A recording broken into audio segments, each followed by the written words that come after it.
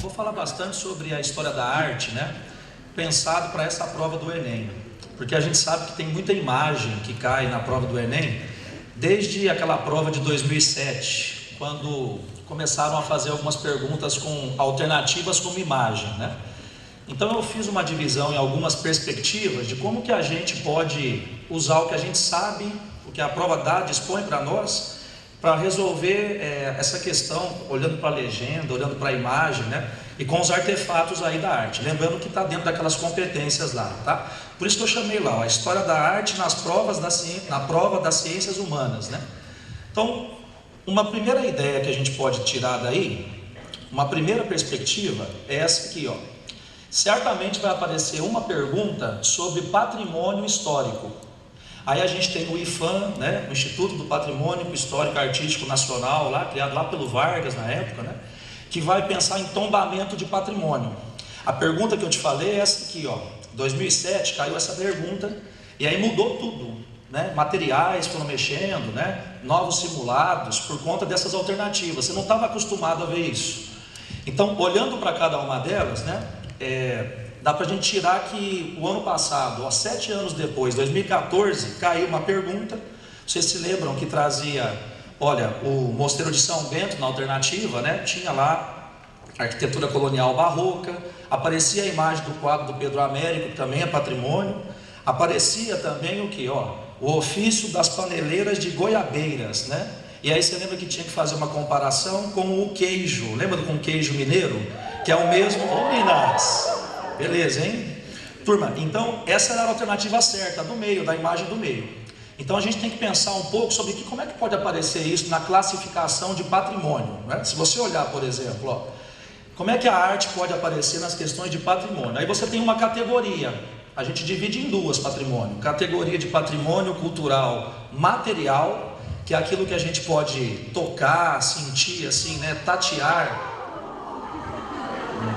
né? Mas dá para aprofundar um pouquinho, né? Então vamos pensar, né? Ó. Turma, como é que a gente pode dividir patrimônio cultural material? Então de vez em quando vai aparecer uma imagem lá dizendo dos patrimônios imóveis. Olha, aquilo que não mexe mesmo, né? Ó, uma cidade histórica, por exemplo, Ouro Preto, Paraty, é tombada pelo patrimônio, né? Posso pensar em sítio arqueológico, Toca do Pajaú no Piauí, quando eles trouxeram a pintura rupestre naquela questão.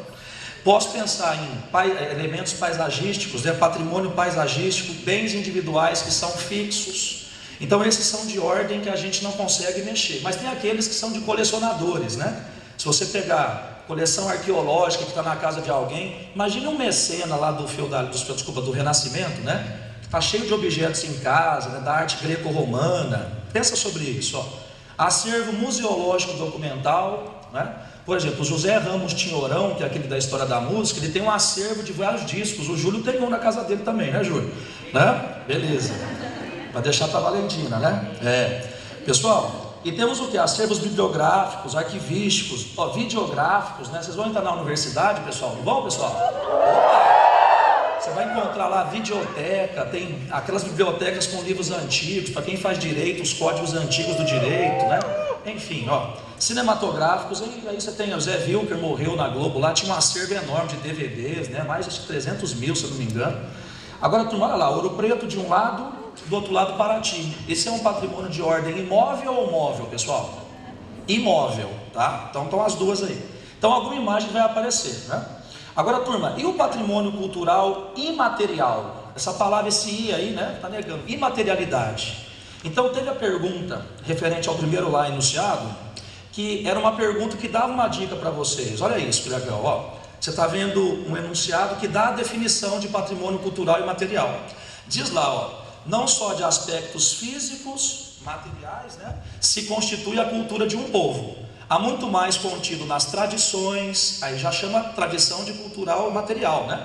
No folclore, nos saberes, nas línguas, nas festas e em diversos outros aspectos e manifestações transmitidos oral ou gestualmente, recriados coletivamente e modificados ao longo do tempo. A essa porção intangível intocável, né, da herança cultural dos povos, dá-se o nome de patrimônio cultural imaterial. A Unesco desenvolveu, deixou a ideia. Aí ele perguntava para você, quais das imagens retratam patrimônio imaterial da cultura de um povo? Imaterial. Aí ele colocava aquela questão de novo e pedia para você sinalizar aquilo que não está na materialidade, aquilo que você não toca aí, ó. Por exemplo, tem o Cristo Redentor, uma estátua, Cataratas do Iguaçu, Esfinge de Gizé, Pelourinho da Bahia e Bumba Meu Boi. Qual que você acha que é a certa, pessoal? A alternativa é fala da festa do Bumba Meu Boi, né? Acertaram aí, né? Levanta a mão quem acertou aí. Todo mundo, né? Isso, né? Agora, turma, existem vários exemplos de patrimônio cultural imaterial. Olha lá, ó. Festa do Boi Bumbá, Bumba Meu Boi, né? Tourada na Espanha. Olé! Né? Desculpa, viu? Não existiu, tá? Ó, você lembrou da tourada? Dá dó, mas é patrimônio da cultura de um povo, né? O frevo, cadê o Dartan para fazer o frevo, né, pessoal? Sim, o samba. Então, vai aparecer uma imagem dessas aí. Pode esperar que pelo menos uma questão vai aparecer. Então, podemos pensar, turma, por exemplo, ó, a capoeira é patrimônio, né, também. Cuidado com essa representação, é lá antiga, do Debré, né? Então, você tem a capoeira hoje, cuidado com isso, dança, luta, patrimônio, né? Então, titidim, titidim, desculpa, viu? Olha, saiu, né? Titidim, muito bom, capoeira, hein? Vocês estão bem, hein, pessoal? Valeu, hein? Bacana. Agora, turma, e os novos? O que são os novos patrimônios? O que saiu do ano passado para cá? Vamos ver alguns que podem aparecer esse ano? Por exemplo, pessoal, temos esse aqui, ó. Já tomou isso? É de caju, né? Não é cachuzinho, não, né? É a cajuína. Isso é uma bebida do Piauí. Então pode comparar ela com qual, pessoal? Com a caipirinha, que é patrimônio brasileiro, ou o vinho argentino, o vinho chileno, o uísque americano. Bacana? Quando você fala de Rússia, você lembra do quê? Vodka, né? Ou água de coco, para mim tanto faz, é isso? Turma, o que eu tenho mais? As cuias. Ó, lá no Pará, essa mulher aí é uma cuiadeira, né? Olha lá a cuia, ó. Né? Dá até para comer um yakisoba aí, mas aí é globalização, não vamos misturar, né? Turma, olha que legal. Então as cuias podem aparecer, ó, vai ser utilizar com as mãos, né? Moldar tudo isso.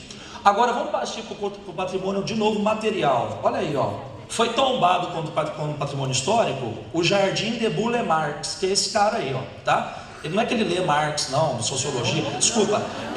Turma, ele é um paisagista, né? Então tá lá o acervo dele, que não é acervo de casa, é um jardim que ele tem, também é tombado. Esse é patrimônio material e imóvel, né? O que você tem mais? Campo de Santana, no Rio de Janeiro, né? Infelizmente está cheio de drogados lá hoje, jogados lá, mas é patrimônio tombado no ano passado, né? Turma, e a segunda perspectiva da história da arte? O que a gente pode pensar aí, ó? Primeiro, ó, caiu uma pergunta lá com uma imagem. O que eu faço? Vou chorar? Não, né? Eu tenho que me virar com o que eu tenho, né? Lembra do Sartre? O que você vai fazer com o que restou para você, né? Você já tem todo o conhecimento acumulado. Então vamos fazer uma análise simples. Apareceu uma imagem como já apareceu essa aí, ó, em provas. Você bateu o olho, o que você está vendo aí, ó? Tem um menino com um carrinho de brincar e outro está puxando um vagão. É uma análise simplista aí, ó. O que você está percebendo? Que tem uma desigualdade social. Veja, você não precisava saber muito, ter muito conhecimento para responder aquela pergunta. Você já está vendo que uns têm mais, outros têm menos. Trabalho infantil, inclusive, você está vendo nessa imagem.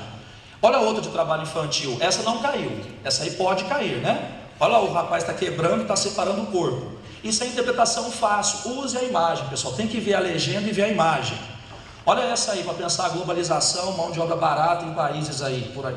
Então cuidado, o pessoal tá, né? Tadinho da criança que está puxando. Também não caiu essa imagem, né? Agora vamos pensar, ó, você está se virando sozinho. Aí você vê o que? A tradição e a modernidade, ó. Chega ao McDonald's no leste europeu depois da Guerra Fria. Você está vendo o hábito do passado, ó, por exemplo, contagem com ábaco. Aí o cara tem que desaprender a pensar em calculadora. Então você tem vários exemplos, quer dizer, dá para pensar. Então é uma análise mais tranquila essa aí, né? Essa aí, ó, é autoexplicativa. É o Cecil Rhodes em cima da África. Tem a ideia de dominação?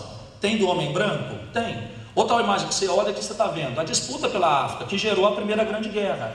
É fácil olhar para a imagem e deduzir sozinho. Precisava ter um curso de história para responder? Não, né? Precisava ter feito uma graduação, às vezes? Também não. Mas é mais para simplificar. Olha essa aí, ó.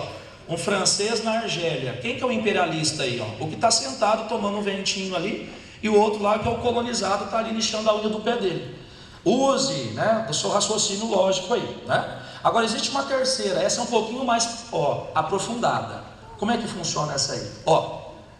Eu tenho que pensar em lembrar muita coisa da história, aí sim, da história geral, do Brasil. Então, por exemplo, como é que eu vou fazer uma análise aprofundada observando a obra? O que eu tenho que pensar? Vamos lembrar da obra, do artista e o contexto histórico. Luiz, eu sou muito bom de história, então a arte vai te ajudar agora. Então eu vou pensar o estilo artístico no contexto, né? Então vamos pensar, olha eu aí pessoal, opa, né? O estilo artístico no contexto histórico, né? Então, fazer a relação. Turma, pense naquela famosa linha do tempo, não é isso? Então você está vendo aquela linha do tempo da história da arte. Você olhou de um lado, tem o quê? Pintura rupestre, lá na frente, pode começar assim, né? Então você vai tirando. Essa é uma filetinha, você vai ganhar esses slides depois aí. Tem todas as sequências da história da arte. Tomar um cuidado com isso aqui, arte românica e arte gótica, arte medieval, portanto, a comparação, arco romano, arco gótico, né? E quando a gente faz com séculos, século XVI, Renascimento, 16 na época da Reforma Protestante, maneirismo, Contra-Reforma, Barroco, entra com a história ali rapidinho, né? Então, eu passei rápido ali, no caso, Idade Contemporânea, tem os estilos das vanguardas, use tudo que você sabe do contexto histórico. E na arte brasileira que você tem, então, aí, toda essa esfera da questão indígena e de outras questões, né? Essa eu passei, depois você vai ganhar isso aí para você sequenciar. Turma, tem uma perspectiva sobre os temas mais recorrentes: mulher, índio e negro. Como é que a arte pode mostrar a mulher, o índio e o negro, que estão sujeitos aí muitas vezes nas minorias, né? Olha lá, nós podemos fazer isso. Lembra lá do feminismo?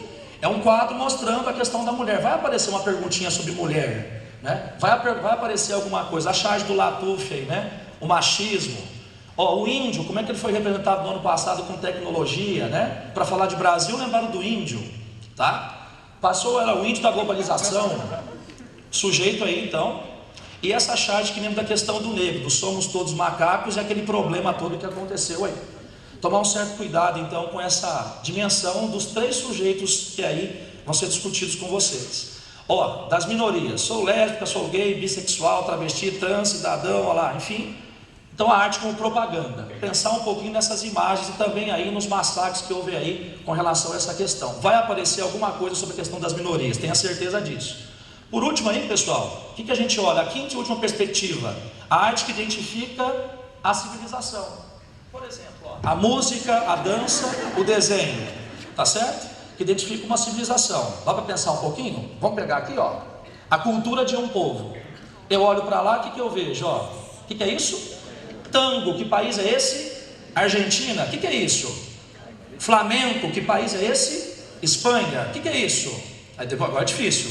É a salsa de Cuba, legal? Aí bossa nova, lembrou de Brasil. E rock and roll lembrou dos Estados Unidos nesse caso. Também na Inglaterra, mas aí no caso. Pensa sobre isso. Estados Unidos já caiu, Capitão América. Caiu também o Hitler aí para lembrar da Alemanha. Como é que a arte pode atravessar isso? E no caso do Brasil, lembra do Zé Carioca, que foi um personagem representado, que já está em desuso, apareceu o Fuleco como nosso representante, né? E a Carmen Miranda, que era símbolo do Brasil naqueles anos 30 e 40, né? Então eu vou pensar que você tem um material de arte legal para pensar a prova que vocês vão fazer. Pessoal, a arte é vida, a arte ensina e ela vai te ajudar a passar.